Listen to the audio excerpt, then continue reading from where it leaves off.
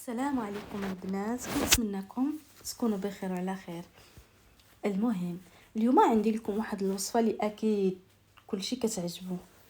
عندي السلموني اللي هو غادي نعملو في الفرن. عندي 2 كيلو ديال السلموني غادي نديرو في الطاوه، من بعد قطعته خليته في واحد المول حتى ينشف شويه من داك الماء، تيكون واحد الماء فيه.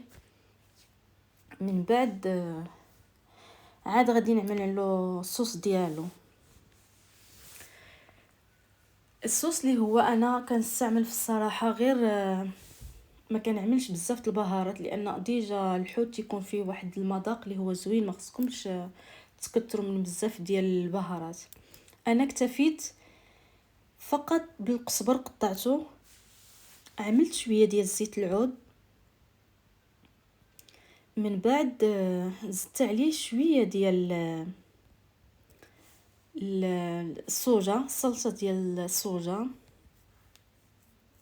ماشي بزاف، غير شويه على حسب المذاق، ما يكونش مجهد. ضفت عليه شويه الحامض، شويه ديال الحامض، من بعد زدت عليه واحد الحامضه اللي عصرت عليه من فوقه، شويه الملحه على حسب شحال الحوت اللي عندكم. خلطنا هذا الخليط مزيان،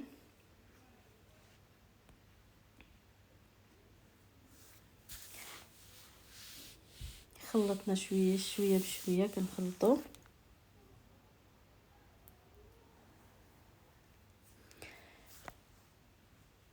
من بعد زدت شويه ديال اللي هو نسيت ما قلت لكمش، الثوم مع شويه ديال الكمون، شويه ديال التحميره باش كيعطي واحد الكولور مع الصلصه ديال الصوجا، وداك التحميره كتعطينا واحد الكولور اللي هو زوين، كيطيب في الفرن تيجي زوين.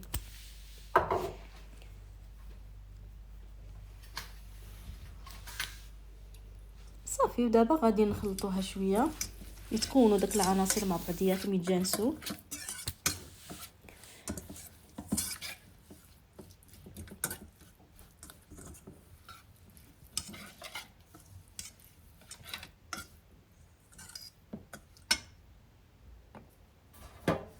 كناخذوا هذا المول، عندي انا كبير، عندي حتى الصغير ديالو، ولكن على حسب القياس ديال شحال عندكم ديال الضياف. مثلا انا فضلت ناخذ هذا كبير.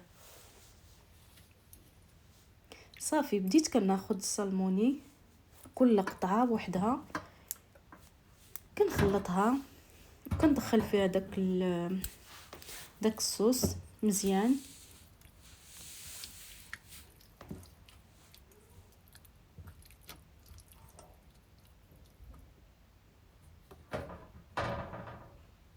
بهذه الطريقه كنكتفي وكنكمل بهذه الطريقه. من بعد ملي كنكملوا هذه الطريقه كامله كنخليه، ما كندخلوش الفرن ديك الساعه، كنخليه واحد المده باش هذاك الخليط كيبقى كيدخل في داك الحوت مزيان، كيعطي واحد المذاق زوين. المهم ها الطاوه ديالي كملتها، شوفوا كيفاش جات، كتجي كتعطي واحد المنظر اللي هو زوين. قبل ما طابت هادشي عطات واحد المنظر زوين. صافي، من بعد كندخلوها للفرن. الفرن تيكون على درجه الحراره ماشي بزاف، يعني ناقصه شويه على حسب الحوت دغيا كيطيب.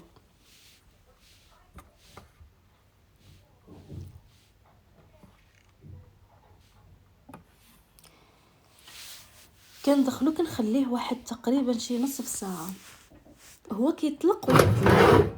من بعد ملي كيطلق داك الماء كيبقى كيشرب شويه بشويه، صافي الحوت ديالنا كيطيب. دابا البنات اللي غادي ندوزو واحد انسلاطه زوينه ديال الفروت دي ماري، فواكه السمك. انا عملت اليوم انسلاطه ديال الفروتا ديال فواكه ديال السمك. خديت الجامبه اللي هي نقيتها، خليتها على هذا الشكل. من بعد ضفت زيت العود على في المقله،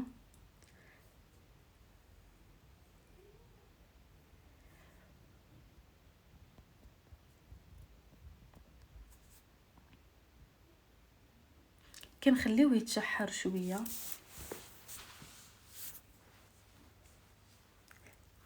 صافي كنحطوا القنبه ديالنا في داك الزيت. من بعد وريتكم بعدا نكمل معكم ديال الحوت كيفاش جا في الفران طاب. من بعد ما كطيب ليا كيتشحل لي داك الحوت وداكشي ديال انسلطه. شوفوا كيفاش جا الحوت سالموني، جا غزال البنات. كنتمنىكم تجربوه، واكيد اكيد كل واحد ملي كيبغي يجوا عنده الضياف تيبغي يدير شي حاجه اللي يقدمها للضياف ديالو. يعني دائما تيكون الجديد، ماشي دائما نفس الوجبه لا. المهم نكملوا دابا الانسلطه ديالنا.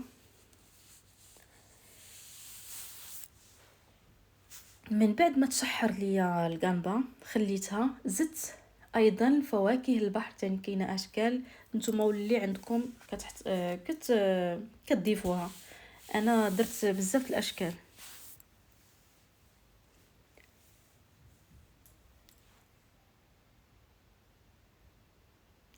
حتى هي عملت ليها نفس الطريقه ديال القنبه، نفس الطريقه ديال القنبري. شحرتها صافي كنخليها تبرد كل حاجه بوحدها.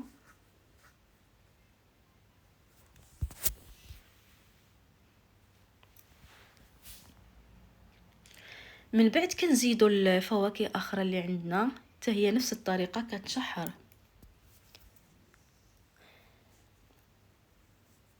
ملي كتشحر كنصبروها، كنحطوها في واحد المول، وكنخلطوا داك الفواكه كامله ديال اللي شحرنا. كنزيدوا عليهم شويه ديال السيدانو اولا الكرافس اللي عندكم نتوما، اي حاجه موجوده عندكم في الدار كتعملوها، حتى القزبر ماشي مشكل. صافي بالنسبه للخليط انا كنكتفي بالمايونيز، وكنزيد عليه شويه ديال الحامض مع الزيت العود. هادشي اللي كنحتفظ به، حيت ديجا تتكون هذيك الحوت وداكشي في واحد النكهه زوينه، بلا ما تكثروا تزيدوا عليها بزاف ديال البهارات. صافي كنخلطوا انسلطه ديالنا مع هاد الصوص اللي وجدت. صافي كنضيفوها عليه وكنخلطوها، ونوريكم الطريقه كيفاش جات. ها الطريقه ديالنا ديال فاش خلطنا كيفاش كتعطي منظر زوين بزاف، حتى المذاق تيجي غزال البنات، غزال. كنتمنى صراحه تحضروها الا جا عندكم الضياف وداكشي، تغيروا على السلطه اللي دائما كنوجدوها دائما عندنا في الدار وداكشي، الواحد شويه كينوع. كنتمنىها تعجبكم. انا ديما كنحضرها كنوجدها في هاد المول اللي انا دايره دائما. صافي وكتزوقوها بالطريقه اللي بغيتو. انا زوقتها بالسرومي، كيعجبني هاد الطريقه، كتجي زوينه وكتعطي واحد المنظر اللي هو راقي في الصراحه، كتجي زوينه بزاف البنات. كنتمنىها تعجبكم بزاف وكنتمنىكم ما تنساونيش بالتعاليق ديالكم زوينين، ودعموني في القناه ديالي يعني، وتشجعوني باش نعطيكم اكثر، لانني عاد باديه. واي حاجه شاركتها في الدار ديالي واي وجبه عملتها غادي نحطها لكم ونشاركها معكم. يلا البنات خليتكم على خير.